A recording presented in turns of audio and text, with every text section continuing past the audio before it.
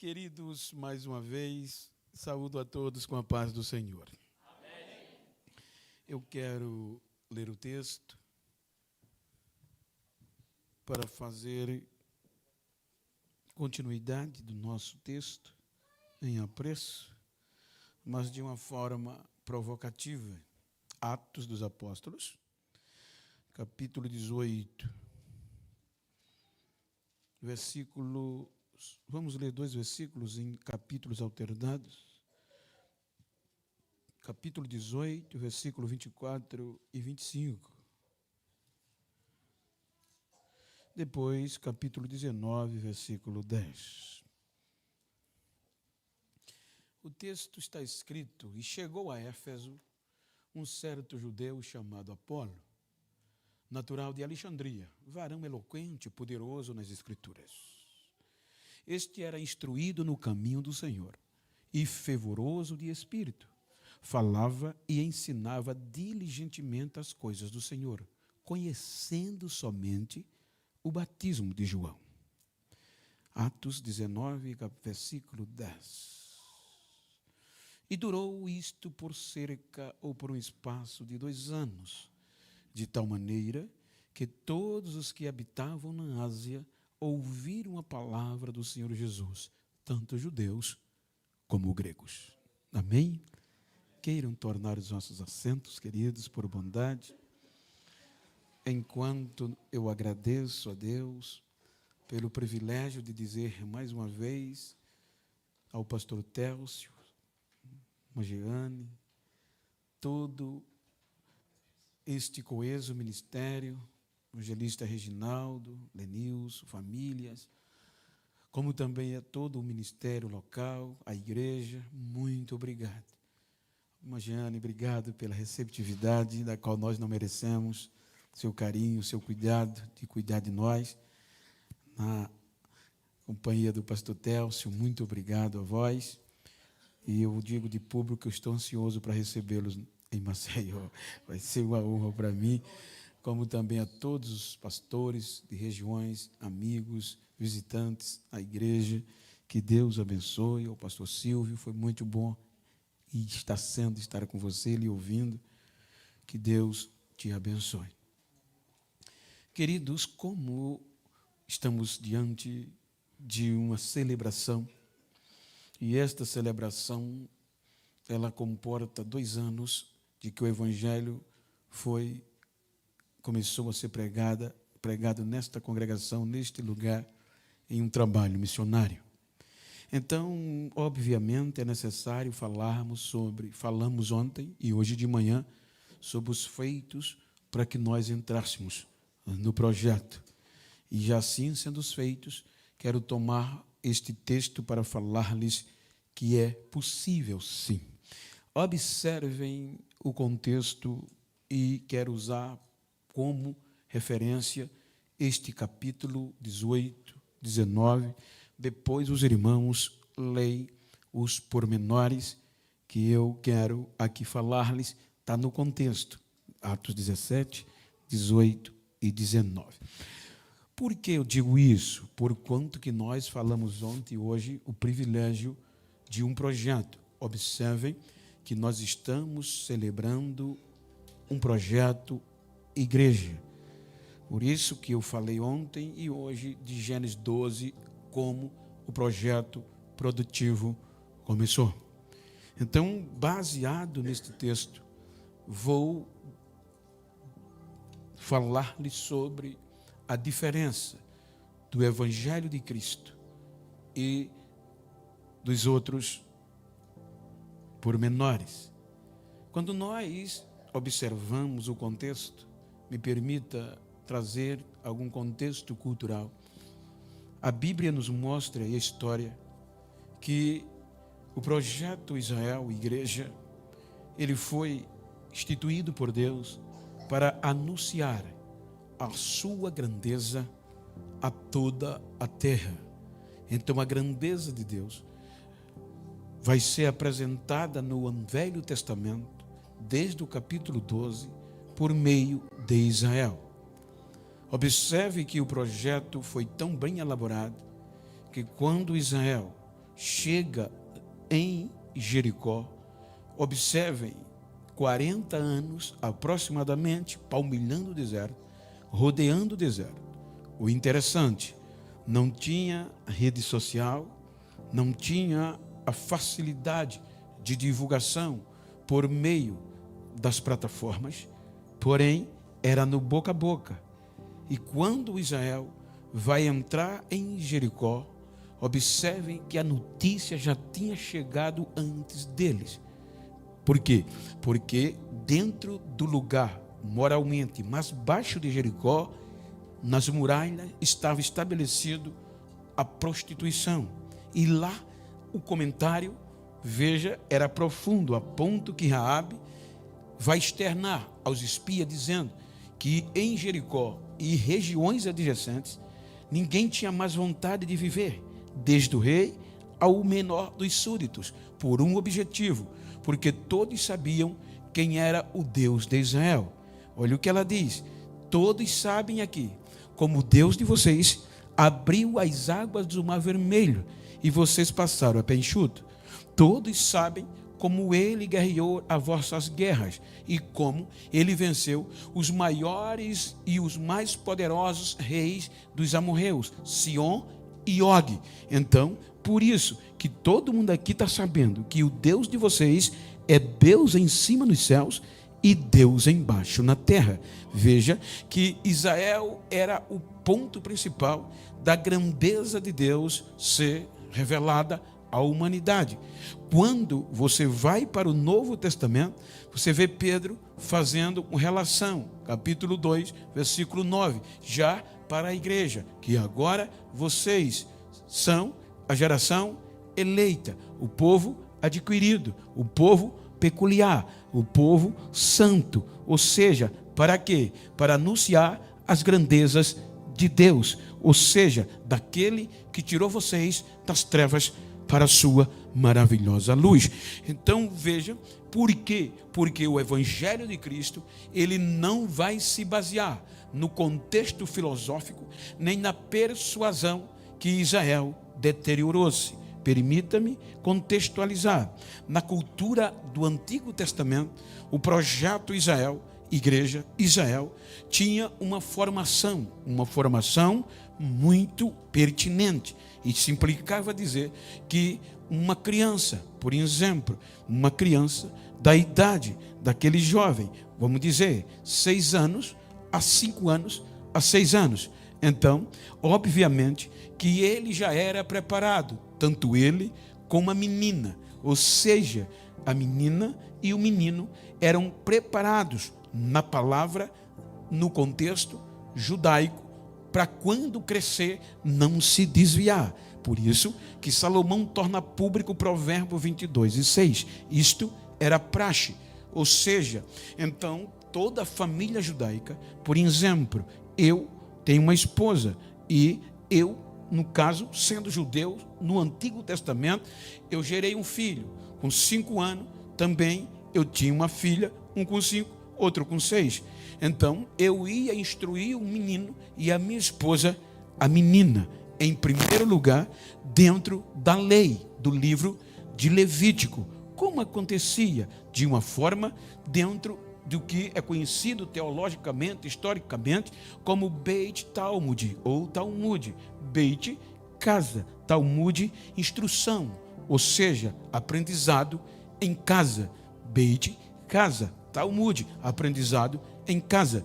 Então, eu ia catequizar a mente do meu filho e a minha mulher, da minha filha, acerca da lei, assinando pormenor do livro de Levítico, ou seja, toda a lei, a partir da lei.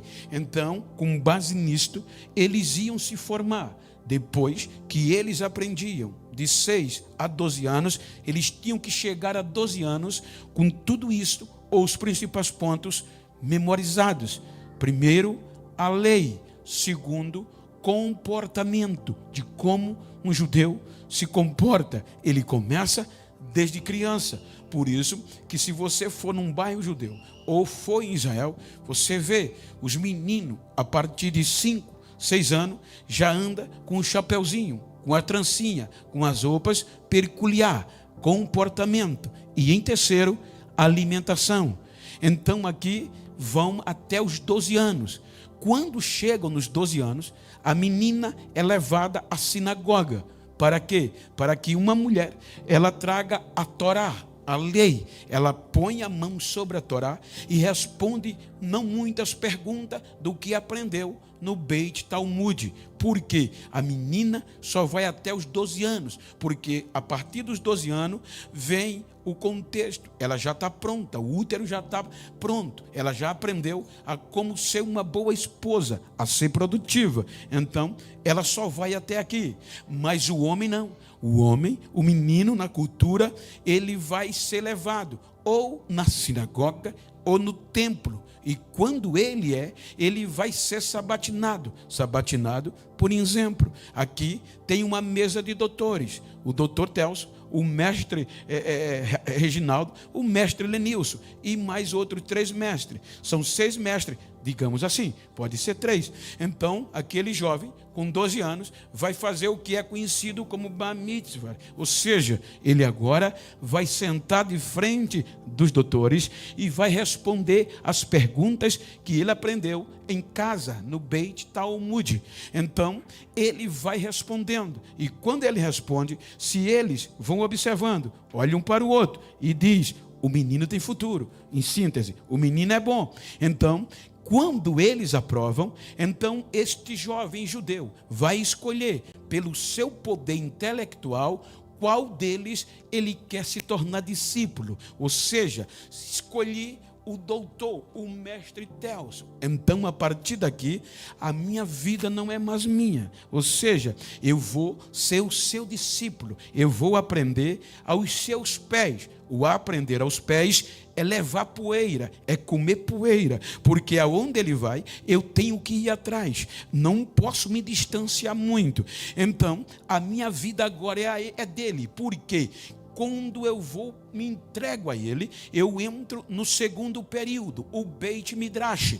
Beit, casa, Midrash é o aprofundamento, vai um estudo em sala. Agora eu vou me aperfeiçoar no restante dos livros do Antigo Testamento, porque eu vou rasgar, eu vou puxar, eu vou minuciosamente aos pés dele aprender. Para quê? Para que quando ele morrer ou se passar desta vida, eu tenho que continuar pregando o que eu aprendi, o que ele me ensinou, dando a minha própria vida. Por isso, então, veja, ele é bom e foi escolhido e teve o direito de escolher um mestre. Então, com 30 anos, o menino está pronto. E com 30 anos, ele vai se tornar também um mestre da lei de Moisés. Então, com 30 anos, o menino se tornou um mestre.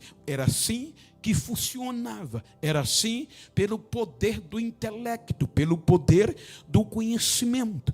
Porém, os irmãos hão de convir com o período da intervenção, da desobediência, do período do silêncio. Observem que Israel volta a ser dominado e de uma forma tremenda. Agora, vamos sintetizar, pelos gregos macedônios, Alexandre o Grande. Então, o que é Alexandre, por meio da modernidade grega macedônia, faz?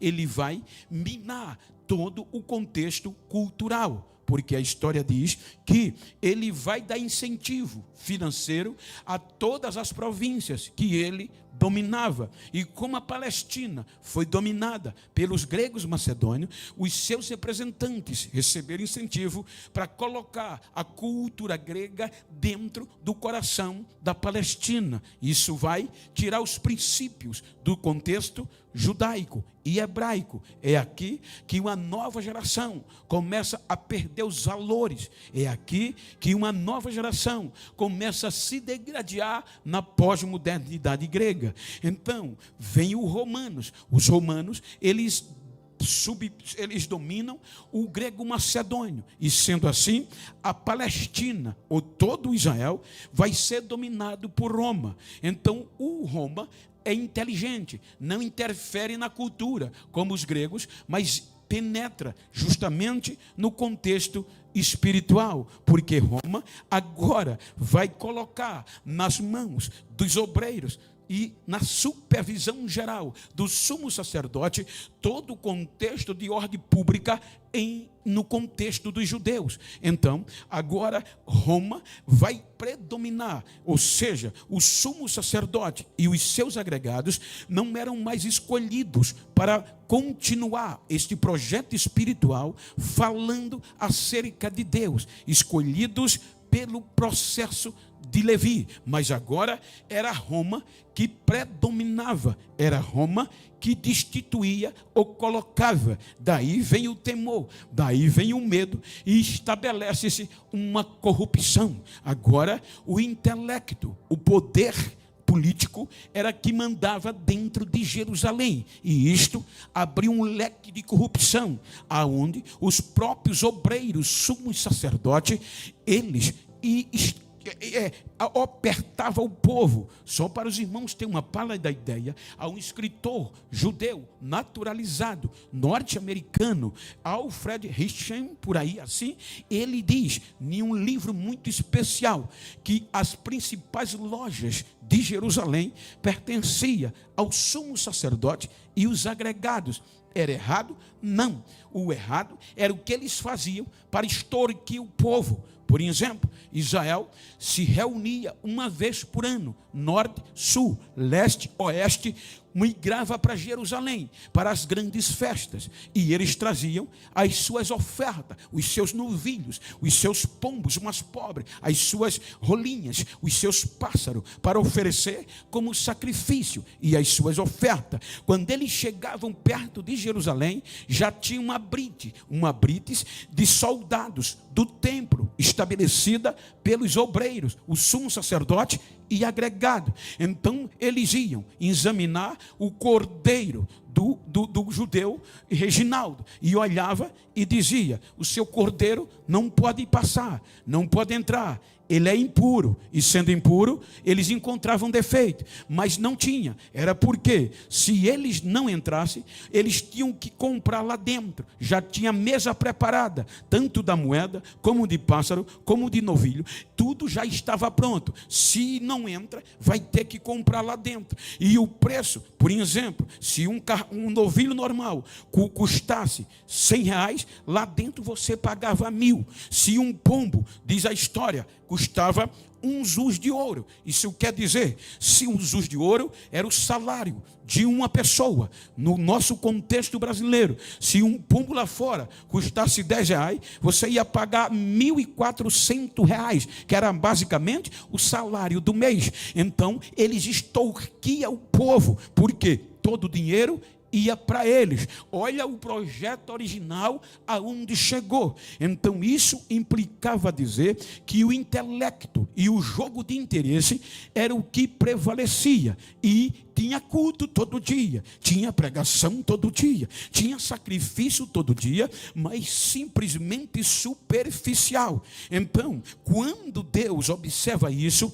ele não suporta, e como eu disse ontem, ele vai investir o melhor para que o projeto continuasse. Aí é quando vem Jesus. Observe que quando Jesus entra no cenário, ele é rejeitado. Quando ele começa a pregar o seu evangelho, Cristo que foi rejeitado, o evangelho dele vai destoar da notícia, da lei, da esperança que pregava-se em Jerusalém. Jerusalém pregava, tinha culto, tinha sangue, tinha tudo, e nada oferecia poder. Quem chegava frio, saía gelado. Quem chegava doente, saía pior. Na entrada do templo, os enfermos estavam, mas não acontecia nada. Então, Jesus vai para o culto, lá em Jerusalém. Quando ele entra, vê a bagunça, vê tudo virado de perna para o ar. Veja que o roubo estava tão grande em Jerusalém, no Antigo Testamento, que ele se abusa, ele derruba as mesas, ele solta os pássaros e ele grita: a casa do meu pai é casa de oração, e vocês fizeram dela um centro de ladrão, um covil de lobo. Ou seja, vocês estão roubando. Veja como estava a sede, o poder espiritual que Deus havia acreditado à sua palavra. Então Jesus agora vai estabelecer, pelo poder do seu sangue, uma igreja, um povo diferenciado, que não fosse pelo intelecto. E o bonito é que diz a Bíblia, não a história, e a Bíblia no silêncio nos dá razão de pensar, mas a história diz que Jesus vem para cumprir a justiça, e para ele cumprir a justiça, ele vai bater palmo a palmo para não ser repreendido, e para isso ele precisava se tornar mestre. Por quê? Para formar discípulo tinha que ser mestre, senão não era reconhecido diante da lei. Então há quem diga que Jesus, no período de 12 anos, quando foi expulso, ele foi estudar. Alguém diz no Tibete, outros assinam em Alexandria. Isto é questão de extrabíblica, histórica, porque a Bíblia só silencia. Então observem, pela lógica, Jesus vem de Alexandria, porque era a melhor faculdade baseada na história do Antigo Testamento. Alexandria, de todo o contexto histórico, era a melhor faculdade, onde se trazia as histórias da antiguidade. Então, quando Jesus completa 30 anos, ele é ratificado mestre, e agora ele vem para Jerusalém. Quantos anos ele tinha? 30. Aprendeu o Beit Talmud com José, com Maria. Com 12 anos vai ser sabatinado, é rejeitado, porque era da Galileia. Vai se formar com 30 anos, fora de Jerusalém. Ele volta, e já volta como mestre. Pode analisar, por mais de 40 vezes tem na Bíblia, no Novo Testamento, eu sou mestre, a palavra mestre. E para convencer os mestres, tinham que ser mestre. Então, com 30 anos, ele vem para a Judéia. E quando ele vem, veja que ele não vem da Galileia dentro dos registros. Ele volta depois da tentação, mas ele vem e ele vai direto para o Rio Jordão. E na nossa linguagem, ele, na lógica da lei, ele vem com diploma, ele vem formado, mas não dá para começar o evangelho de poder só com o diploma. Então ele vai para onde? Para o Jordão. E o que está acontecendo no Jordão, algo que nunca aconteceu, porque na linhagem sacerdotal, o verdadeiro sumo sacerdote que teria que passar o poder para ele, era para estar em Jerusalém, mas a corrupção veio e deteriorou.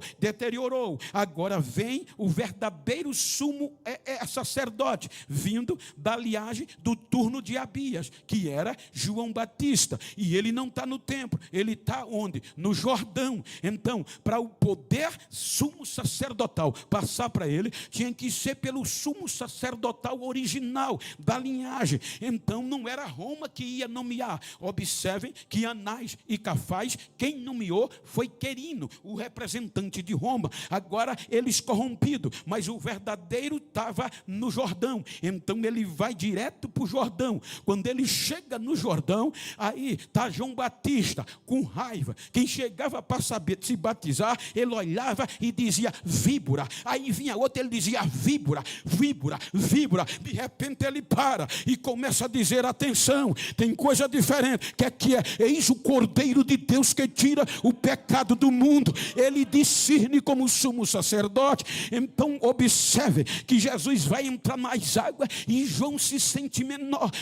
Não posso. Deixa, João, para que se cumpra toda a justiça. Agora, quando o João vai batizar, que ele levanta, o céu se abre. E observe que agora Jesus Jesus vai começar a pregar o evangelho pelo poder do Espírito Santo, não pela intelectualidade. Então ele sai, passa pelo deserto, passa pela fome, volta para Nazaré, começa a pregar o primeiro sermão de Jesus em Nazaré, cheio do Espírito Santo. Ninguém suporta, porque ele prega a verdade. O Espírito de Deus é sobre mim, ele me ungiu para pregar as boas novas aos pobres, aos mansos, ou seja, ele me ungiu para pôr em liberdade aos cativos, para abrir os olhos dos cegos, para trazer alegria para os que estão tristes e anunciar o ano da vingança do nosso Deus. Fecha o livro. Hoje se cumpriu esta palavra nos vossos corações. O coração do povo ficou irado e expulsaram ele de Nazaré.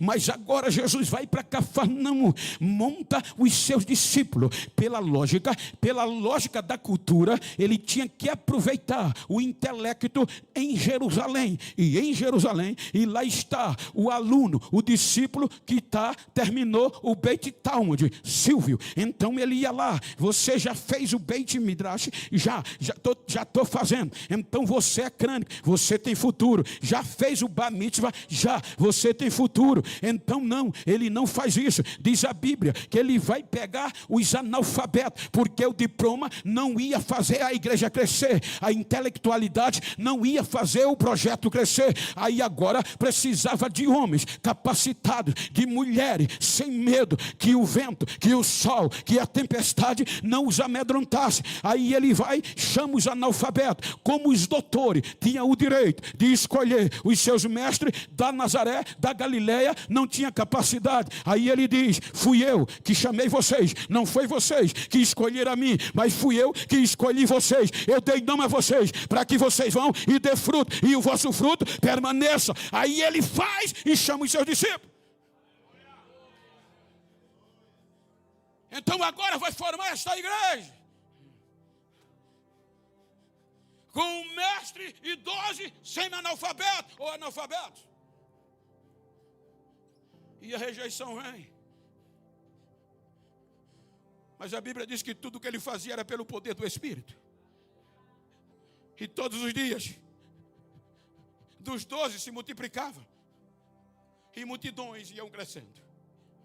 Assustam Jerusalém. E querem matá-lo. Sintetizando. Porque matando o mestre, a lógica era essa: se eu mato o mestre Teos, vou calar os alunos dele. Porque matando ele, e do tipo de morte que fosse, os discípulos dele, se continuasse pregando o que ele pregou, ia morrer do mesmo jeito. Então levam Jesus à cruz. O pior tipo de morte, o mais vergonhoso. Quando matam Jesus, não esperava que o projeto de Deus estava além do natural, que Deus tinha coisa maior pela frente. Terceiro dia, ele ressuscita. Eu acho lindo que ele diz antes de ir, Lucas 24, 49, eu vou pedir ao Pai, e o Pai vai enviar a sua promessa, e ele vai ficar com vocês para sempre. Vocês ficai na cidade até que do alto seja revestido do poder. Ou seja, tudo que ele fez foi pelo Espírito Santo. Agora ele vai capacitar e pedir ao Pai que envie o Espírito Santo para encher a igreja, porque a partir daqui ninguém vai mais suportar, ninguém vai mais. Essa igreja vai vencer, vai vencer, vai vencer, vai vencer, e aonde colocar ela vai dar fruto. Então Jesus vai ao Pai, como eu disse ontem, quando ele senta à direita do Pai, recebe um nome que é sobre todos os nomes. Aí a Bíblia diz que ele pede ao Pai: Pai, eu disse a minha igreja que o Senhor ia enviar a promessa e vai ficar para sempre. Olhe que todo Israel, desde o Gênesis 12 até o último versículo de Malaquias, não teve esse privilégio. O Espírito Santo vinha, usava alguém e voltava. Mas agora não. Ele diz: esse Espírito vai ficar com vocês para sempre. Ou seja, aí diz a Bíblia que o papai diz: é agora. E aonde estava a igreja? pronta para fechar as portas. Por quê? Estavam com medo, estavam trancados, esperando a promessa. A ameaça era grande. Então eles estavam parados, trancados no cenáculo. Eu já tive o privilégio de ir por 2 vezes entrar lá. Você se arrepia, você canta, mas foi neste lugar? Foi. Teve mutações? Teve, mas foi aqui. Aí você se arrepia. Aí diz Lucas que lá no céu, papai diz, é agora. E o que estava acontecendo em Jerusalém, Pentecoste, ou seja, tradicionalmente, aí o Espírito vem. Aí diz Lucas que de repente desce do céu, lá no cenáculo, onde tinha cerca de 120 crentes, o barulho de um vento impetuoso e veemente, e enche toda a casa, e todos foram cheios do Espírito Santo de Deus, e falavam línguas repartidas como que de fogo, conforme o Espírito concedia que eles falassem. Então agora, cheios do Espírito, olha, eu acho lindo, eu repito isso toda vez que eu falo da cruz. Quem daria isto? Por exemplo, pastor Técio, por mais amoroso que fosse o Senhor, não daria oportunidade do irmão Pedro. Por quê? Há 10 dias ou mais um pouco, desviou, rasgou a credencial, ainda saiu espraguejando o ministério de Jesus. Agora Jesus ressuscitou, restaurou ele, e agora ele, cheio do Espírito, movido pelo Espírito, não pelo intelectual, ele é cheio e diz: a primeira mensagem pentecostal, a mensagem avassaladora, quem vai pregar sou eu. Vai você, Pedro? Sou eu mesmo. Ele vem para frente, multidões, uns desmaravilhados, outros rechaçando. Ele diz: tem ninguém bêbado aqui não, Senhor. Começa a pregar do Antigo Testamento. Quando chega na ressurreição de Cristo, ele bate o martelo, nem faz o convite. Já tinha quase 3.000 almas crescendo, aceitando a igreja de Jesus. É possível sim. Um analfabeto, cheio do Espírito Santo, revolucionou Jerusalém. O que é que eu quero dizer? Eu quero dizer com esta mensagem que você não veio aqui só para saber se Deus fez grandes coisas. Eu não estou aqui para pregar que Deus fez grandes coisas. Eles fizeram a história dele e nós estamos aqui para continuar fazendo a nossa.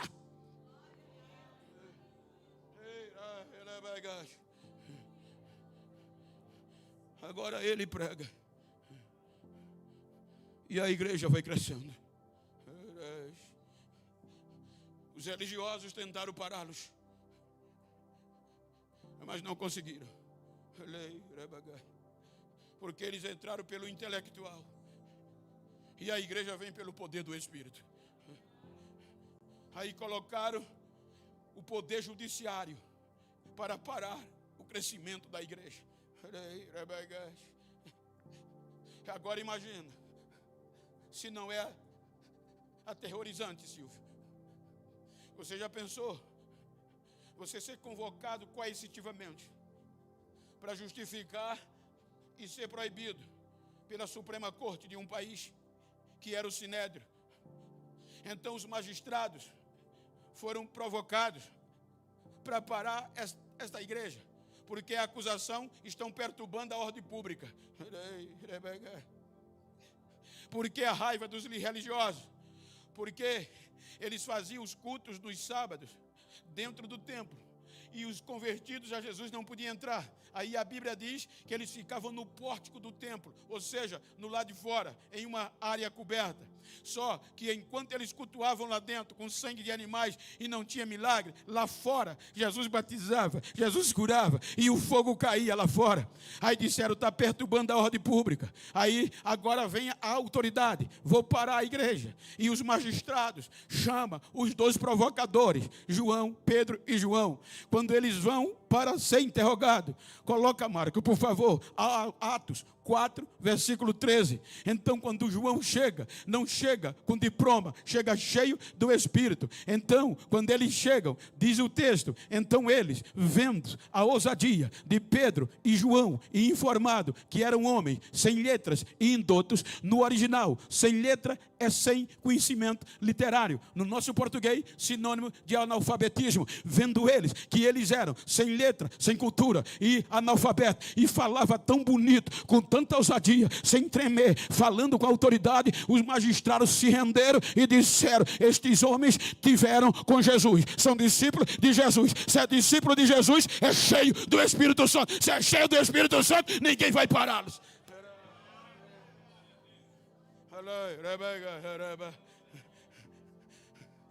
Aí só tem uma alternativa. Qual?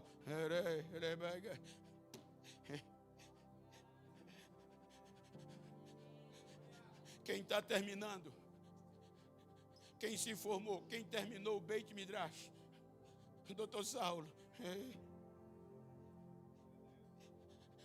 E quem foi o mestre é discípulo de Gamaliel. E quem ama Gamaliel, o top. Então bota ele para parar essa raça pelo intelecto. O doutor Saulo vai arrebentando, não demora muito.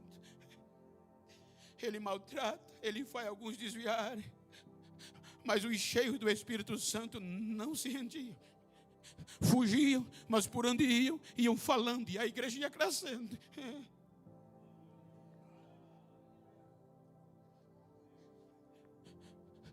Uma congregação se abriu em Damasco.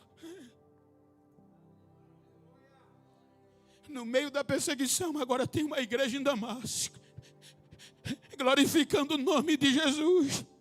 E Jesus batizando e crescendo a igreja. O doutor Saulo diz: vou acabar, perde todo tipo de ordem religiosa e jurídica. E vai com a determinação de trazer os presos para Jerusalém. Se não desistisse, matava lá mesmo. Quando ele vai chegando em Damasco, ele diz que é perto do meio-dia. E eu acho lindo, porque a ciência diz que o meio-dia é o ápice da glória do sol, atingindo cerca de 2 milhões de graus Celsius. Então, desce um brilho só do céu, que brilhava mais do que o sol. E o doutor se arrebenta no chão. O doutor cai com a cara na poeira. A sua escolta também cai. E ele só tem o direito de fazer uma pergunta: quem tu és, Senhor? Eu sou Jesus, a quem você persegue. Aleluia. Ele já entra em Damasco crente e dando testemunho deste Jesus. E xarai.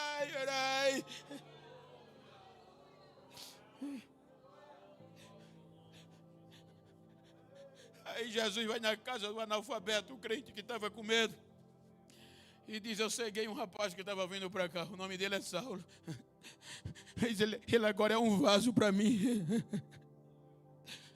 Vai orar para ele ser curado. Eu acho lindo, gente. Deus vai mostrar a Paulo que todo o conhecimento dele não estava à altura de que ele ia receber da mão do analfabeto. Ananias, quando entra, ele estava orando e cego.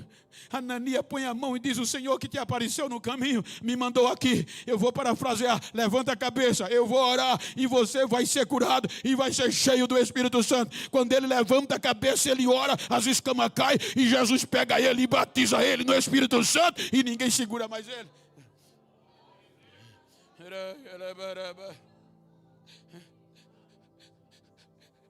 Não precisa muita coisa. Um homem ou uma mulher cheia do Espírito Santo faz a diferença, gente. Essa é a nossa história de igreja. Aí observa o que é que acontece agora. Querem matá-lo. Ele tem que sair às pressas e vai para Tarso. Enquanto ele está no anonimato, conforme Gálatas 2, com muitos anos, os gentios começam a ser alcançados. Nem Pedro, e veja o que é que Deus faz, nem os apóstolos acreditavam que essas grandes coisas viessem para nós. Eles pregavam o evangelho da circuncisão. Para ser crente, tem que circuncidar, cumprir a lei. Aí Jesus, o próprio Deus, vai a Pedro e vai quebrar isso. Diz: Pedro, está com fome? Aí desce um cesto do céu com todo tipo de animal impuro. Aí Deus diz: Pedro, mata, levanta, mata e come. Ele diz: não, eu nunca pus nada imundo na minha boca. Aí Deus diz: não chame imundo o que eu purifiquei. Por 3 vezes, Deus insiste que era nós. Pedro não aceita, o lençol volta. Aí por isso que Deus salvou Paulo, o apóstolo dos gentios, já que Pedro rejeitou. Aí agora os gentios são sacudidos em Atos dos Apóstolos pela perseguição e chega em Antioquia. Quando chega em Antioquia, se você olhar no mapa, ali na Turquia, Antioquia não está longe de Tarso. Aí os gentios são sacudidos pelo poder do Espírito Santo. Estamos falando de 2 anos de igreja, a história da igreja, biblicamente. Aí a notícia chega em Jerusalém, Deus está quebrando os gentios. Veja, no poder do Espírito Santo, no bom sentido, que Pedro viu Cornélio ser batizado, mas não fez muita ruaça, não espalhou o que Deus estava fazendo. Então, Antioquia, os irmãos gentios são batizados no Espírito Santo. A notícia chega em Jerusalém, e em Jerusalém chega de notícia dizendo: olha, os gentios estão sendo batizados e estão crescendo, e já tem uma igreja em Antioquia que é assustadora. Aí a notícia chega na convenção em Jerusalém. Aí dizem: verifiquem, é verdade, então vamos mandar um homem bom para pastorear. Quem? Barnabé. Barnabé vai. Quando vê o crescimento da igreja, diz: não vou dar conta disso aqui não. Vou em Tarso procurar Saulo. Quando ele vai em Tarso, Paulo diz: eu já estava sabendo, Jesus já me salvou para isso. E veio para Antioquia. Quando chegou em Antioquia, Saulo vai pregar o evangelho da liberdade, o evangelho da graça, que os gentios tinham liberdade no Espírito Santo. Então isso vai complicar, porque Jerusalém pregava o evangelho da circuncisão. Aí a igreja em Antioquia vai crescendo. Aí o que é que acontece? Vão tentar parar. Gálatas capítulo 2, veja que Paulo vai falar ali que alguns irmãos saíam de Jerusalém disfarçado de crente, entrava na igreja dizendo, parecendo que era crente dali, mas para espiar a liberdade que os gentios tinham. E eles chegavam em Jerusalém e dizia: Paulo está pregando um evangelho diferente. Paulo não está pregando o evangelho que a gente prega e ensina, está pregando o evangelho que os gentios podem ser cheios do Espírito. Aí eles entregavam, aí o pau cantava. Mas Paulo, pode ler Gálatas 2, que Paulo diz que a notícia chegou, e aqueles que pareciam ser alguma coisa, ou os líderes religiosos, nada fizeram. Mas ele diz: mas em nada eu me dobrei para que a liberdade dos gentios não fosse impedida e eles voltassem a ser escravos da lei de novo. O evangelho pega fogo. E aí é por isso que no capítulo 15 tem a reunião convencional, aonde Paulo e Barnabé já tinham invadido toda a primeira viagem, voltam para Jerusalém, e ali é decidido, digo os gentios, que pode ser cheio do Espírito Santo, pode continuar fazendo a obra, se abstenha do sufocado, se abstenha da impureza sexual, e diga a eles que eles agora têm liberdade. Aí Paulo vai fazer a segunda viagem missionária. Aí na segunda viagem missionária ele é impelido aí a Macedônia. O evangelho, a igreja está crescendo. E quem vai protagonizar? Os gentios. Paulo vai para a Macedônia, como eu falei ontem. Depois desce para Caia. Depois de alguns anos, vem Atos 17 e 18. Junto com Áquila e Priscila. A igreja de Corinto está pegando fogo. Aí Paulo diz: eu vou voltar para a Síria, para Antioquia, e vou levar vocês comigo. Pega Áquila e Priscila e leva na terceira, no final da segunda viagem. Quando chega em Éfeso, uma das 5 principais cidades de Romana, na Ásia, e a principal naquela região, ele para. Pode olhar, Atos 18. Chega em Éfeso, passa poucos dias, prega, mas vai para Antioquia e deixa Áquila e Priscila em Éfeso. E ele vai para Antioquia. E os irmãos diziam: vai não. Ele dizia: vou, mas eu voltarei. Não tinha igreja em Éfeso, na principal cidade. É possível sim. Aí é quando Paulo vai para Antioquia, quem chega em Éfeso, um jovem pregador chamado Apolo, convidado especial. E a Bíblia diz que ele era o cara fervoroso. No nosso vocabulário é o poder de persuadir, é falar bonito, instruído no caminho de Jesus, falava com sabedoria, pastor, mas tinha um problema, só conhecia o batismo de João, não conhecia essa coisinha boa que a gente tem, o batismo no Espírito Santo. E pode falar bonito como quiser, gente, se não tiver o Espírito Santo, é só um barulhento. E quem está no culto que ele vai pregar, Áquila e Priscila, que veio de Corinto, cidade que estava pegando fogo no poder do Espírito. O menino era bom, gente. Quando Áquila e Priscila ouviram ele pregar, abriram a boca. Veja que ele é comparado a Paulo. Ele passou pelo Beit Midrash, e de onde ele vem? De Alexandria, o centro de melhor faculdade. Ele fala bonito, ele prega bonito. Aí Priscila e Áquila dizem, o menino é bom. Áquila diz a Priscila, vamos continuar ouvindo. Era ele falando e Priscila agoniada, no círculo de oração de Corinto, pegando fogo. Ela diz, Áquila, o menino é bom, Áquila, mas está faltando alguma coisa.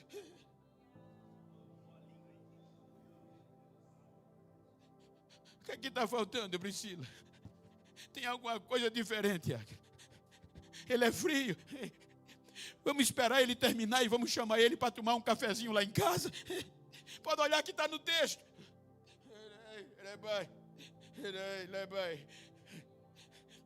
Espero ele pregar. Quando ele termina a pregação, Áquila chama ele para ir para a casa dele. E lá diz o texto posterior que nós lemos, que eles falaram acerca da verdadeira, do verdadeiro poder, da verdadeira palavra. Ou seja, quando ele chegou em casa, Priscila diz, olha, cabra, eu vou parafrasear, tu é bom, mas tu precisa ver Paulo pregar.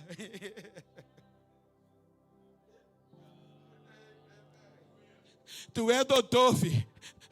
Mas você quer ver culto, quer ver coisa, vai para Corinto. Pode ler que daí para frente.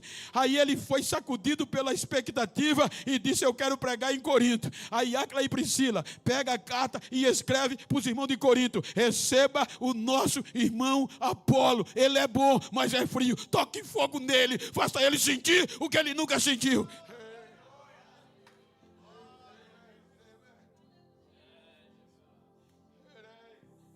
Ele vai. Aí o capítulo 19 diz que quando ele sai, com poucos dias, Paulo chega em Éfeso. E quantos irmãos tinha na igreja de Éfeso? 12.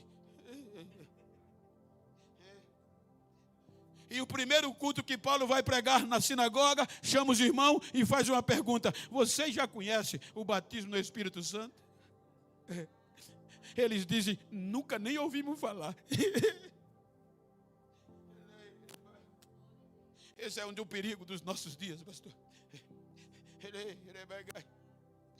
Daqui a pouco não vai ter mais obreiros se a igreja fosse nossa, pelo que está acontecendo. Porque se nós acreditamos, e o nosso sistema religioso diz que para ser separado tem que ser batizado no Espírito Santo, se continuarmos assim, vai faltar a apresentação.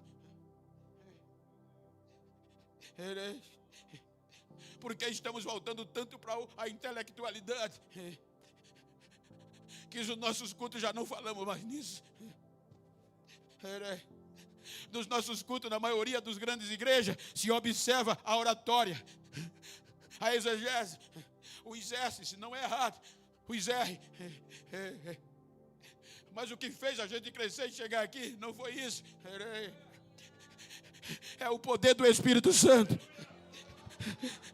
Lembra que nós somos fruto dos cultos, que nem ninguém com anel tinha.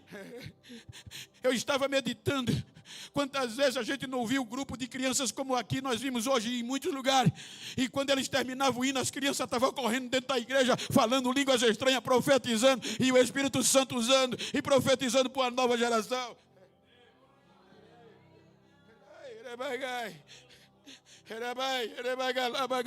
A igreja não cresce só com o intelectual. A principal força é o poder do Espírito. É o poder. A gente tem que impactar a nossa geração por este poder. Aí Paulo diz, mas como? O menino era bom, mas não conhecia ele, não tinha culpa. Porque essa coisa não aprende em sala de aula. Essa coisa aqui não aprende, a igreja não cresce por padrão de beleza. Porque se fosse medir o padrão de beleza, eu não era pregador.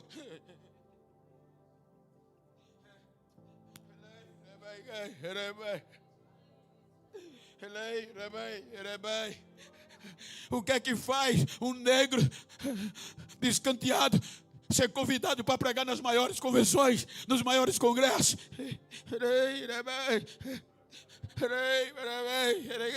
É possível sim.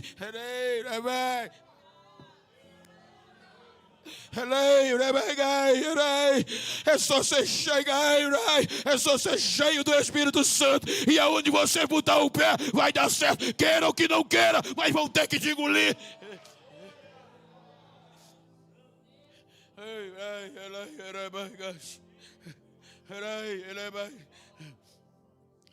Paulo estende as mãos. Olha o que acontece. Os 12 são batizados. Agora 12, Áquila e Priscila 14 e Paulo 15. Está no contexto, vou sintetizar.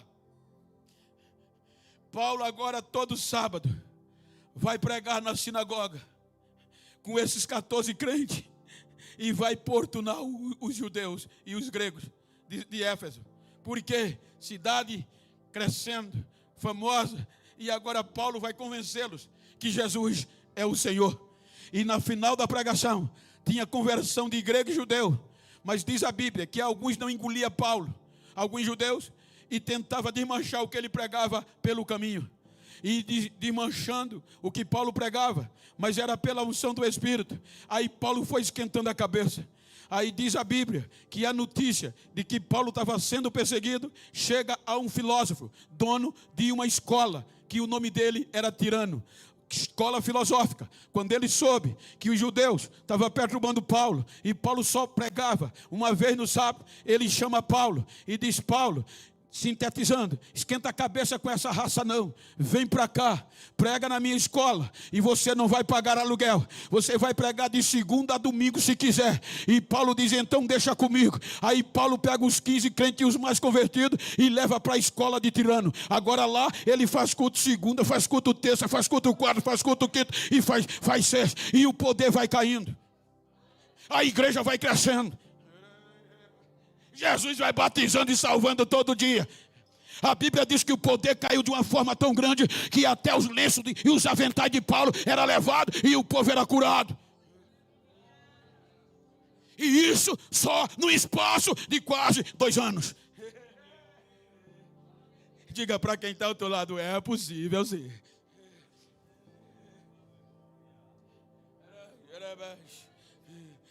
Se nós dermos mais lugar, começou com uma família, esse lugar, como foi dito antes, vai ter que mudar, porque não vai comportar,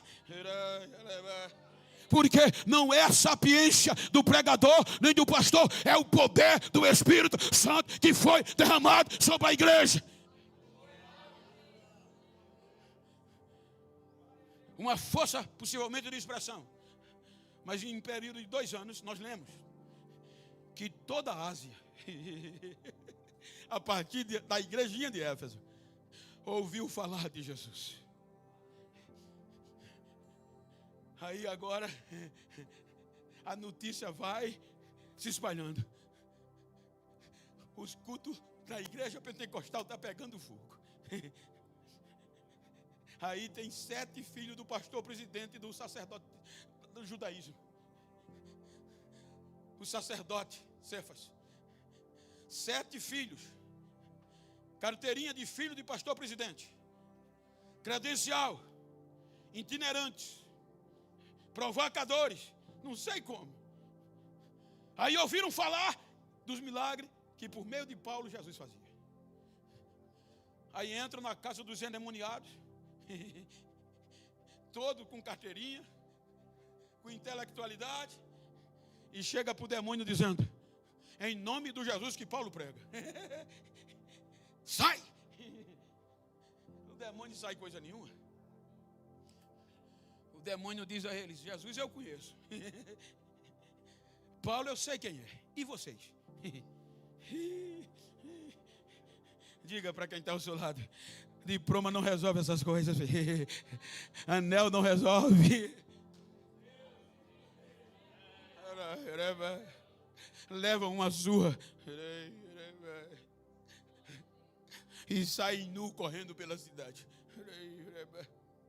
Eu lembro-me, me permita contar-lhes, quando eu comecei a pregar, eu hoje diminuí muito, mas eu costumava orar 8 horas por dia, jejuar 5 dias na semana. Eu andava pingando azeite. Aí fui pregar em Aracaju, vocês não me conheciam. Dos primeiros grandes congressos, preguei sábado à noite, domingo de manhã. Aí voltei para descansar, para pregar no encerramento, num hotel chique, bem comprido, bem espaçoso. Quando eu me deitei, alguém bate na porta, era recepcionistas. Pastor Genival? Sim. Sabemos que o senhor está aqui pela sua ficha que o senhor é pastor. Tem um problema aqui no hotel. Qual? Tem uma moça no apartamento tal que está endemoniada. E sabemos que o senhor está aqui. Eu me arrepiei. Pode ir lá? Posso. O esposo dela permitiu. Estava com ela. Tomei banho, me arrumei. Fui lá, bati no quarto, a esposa abriu. Era uma das cantoras na época mais famosas do Brasil. Não vou citar o nome em questão ética, que hoje tudo na internet pode entender mal. E essa cantora estava possessa. O marido disse: ajuda-nos. Ela vai cantar hoje à noite aqui no hotel, já recebeu o cachê.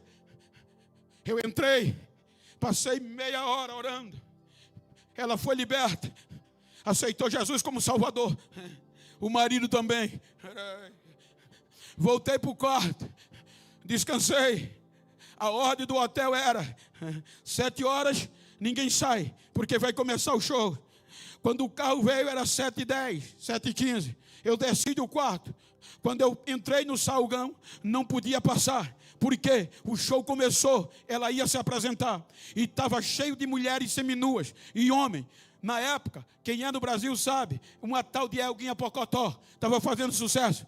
Cantavam, dançavam e o corredor fechado. Agora imagina, hoje eu ainda estou, dá para ver uma gravata vermelha. Naquele dia, eu estava de terno preto, camisa escura e gravata escura e a cara preta. Não dava para me enxergar de longe.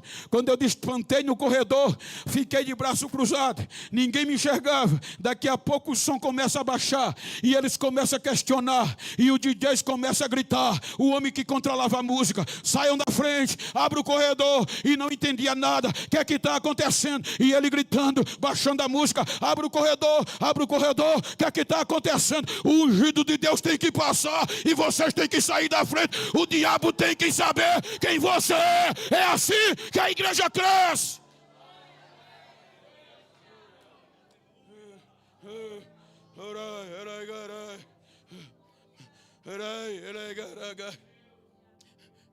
Preguei. Por meses ela ligava para mim, eu a discipulei. Depois perdi o contato, ela hoje já não está mais na igreja.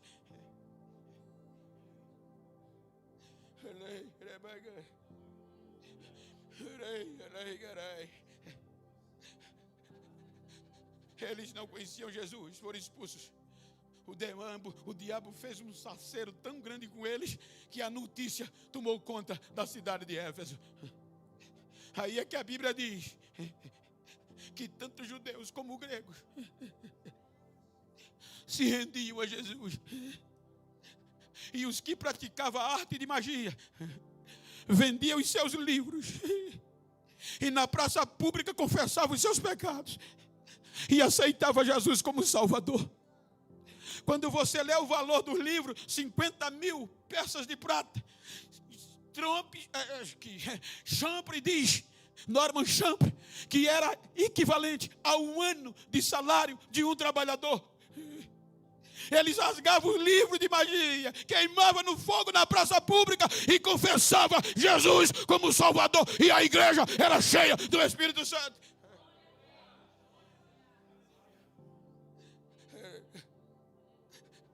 Aproximadamente 2 anos aconteceu esse salseiro. Então diga para o que está ao seu lado: é possível sim. Diga, não precisa muita coisa.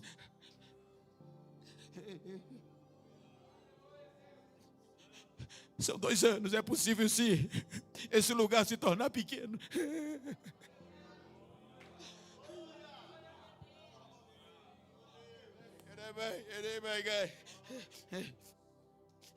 Só precisa sermos cheios do Espírito Santo. A modernidade chegou. E estão querendo tirar isso de nós.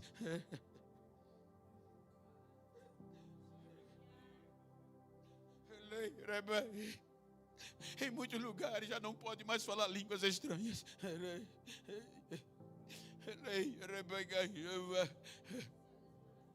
Eu volto a dizer, porque eu ando o mundo e o Brasil pregando este evangelho.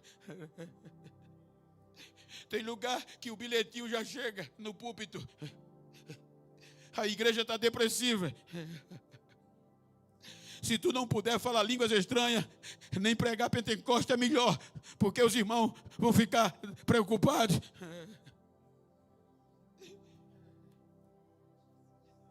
Porque um crente cheio do Espírito Santo nas igrejas está virando meme. E ninguém quer ser meme e fica com vergonha de falar línguas estranhas. Muitas igrejas grandes me pedem para não provocar. Mas eu louvo a Deus que eu estou na Assembleia de Deus, missão. Eu estou na celebração de 2 anos. E aqui ainda tem crente cheio do Espírito Santo, não tem? Aqui ainda dá para ouvir barulho de línguas estranhas, não dá? Deixa eu ouvir o barulho de quem é cheio. Deixa eu ouvir o barulho de quem não se envergonha deste evangelho.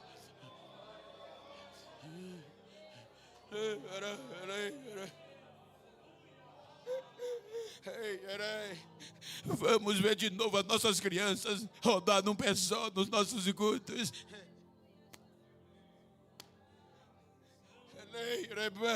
Vamos orar para ver de novo os nossos jovens cantar e Jesus batizar no Espírito Santo. Eu estou pregando para crente pentecostal e você é testemunha. Quantas vezes no hino 15 da harpa você não via Jesus batizar? Os não crentes entravam com pessoa morta para desaforar a igreja. O pastor dizia: a igreja de pé. Não dava 5 minutos, o morto ressuscitava e a família voltava para casa crente. Precisamos. Não podemos deixar essa chama apagar. E depende de mim e de você. Por isso que tentaram parar de todas as formas. A religião não conseguiu parar. A justiça não parou esta igreja. O Coliseu, o Império Romano não conseguiu parar. O liberalismo teológico, aonde Lindolfo Buto dizia que o Espírito Santo não agia entre o homem e Deus, não conseguiu parar.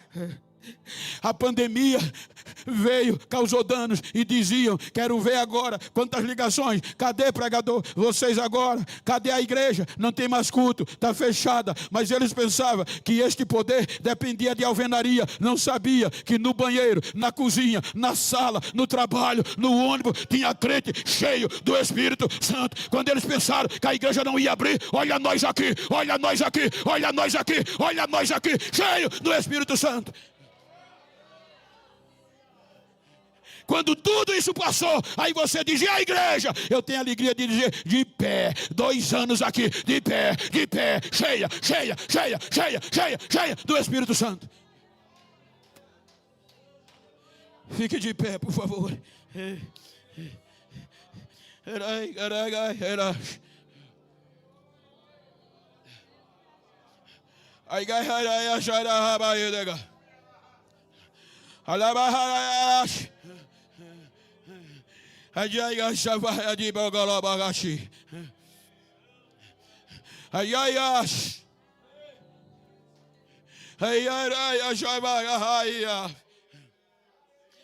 A unção do Espírito Santo está aqui.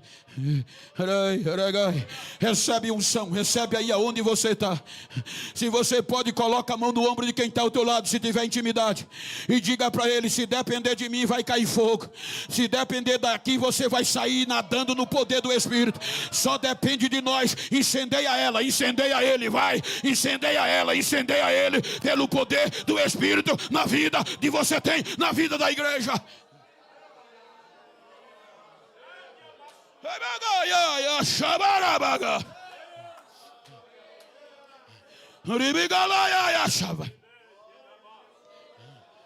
Porque dúvidas?